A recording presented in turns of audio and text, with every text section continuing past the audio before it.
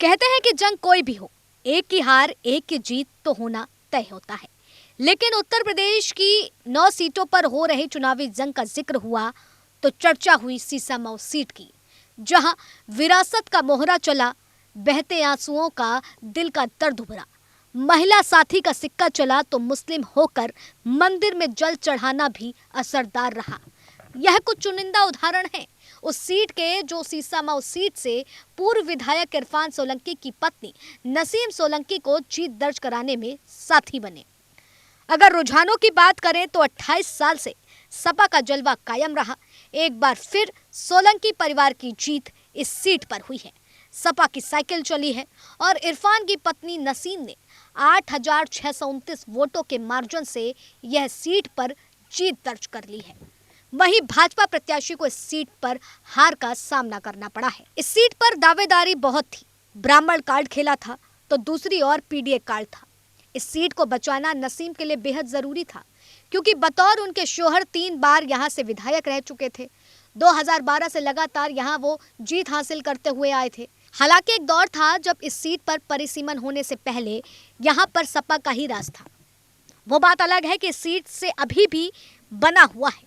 जब यहाँ इरफान के पिता हाजी मुश्ताक सोलंकी इस सीट पर जीत कायम करते हुए आते थे, उनकी राजनीति ही सबसे बड़ा कारण बनी थी जो इरफान को इस सीट पर जीत मिली। मगर जब आगजनी मामले में इरफान सोलंकी को सजा सुनाई गई तो सवाल खड़े हुए कि पिता की विरासत वाली सियासत को इरफान बचा नहीं पाए। भाजपा के पास जीत हासिल करने का एक बहुत बड़ा मौका भी था, मगर अखिलेश यादव ने इरफान के इस मैदान पर उनकी पत्नी को उतारकर भाजपा के लिए उतनी ही बड़ी चुनौती कर दी जितने बीते विधानसभा चुनाव में उनके कैंडिडेट के लिए थी। लिहाजा देखा गया कि सहानुभूति नसीम के साथ खड़ी हुई और नसीम ने इस सीट पर जीत दर्ज कर ली। विरासत वाली सियासत को न सिर्फ बचाया है और यह भी बताया है कि एक घरेलू महिला घर की दहलीज हो या फिर सत्ता की दहलीज, हर जगह अव्वल आने में चूकती नहीं है।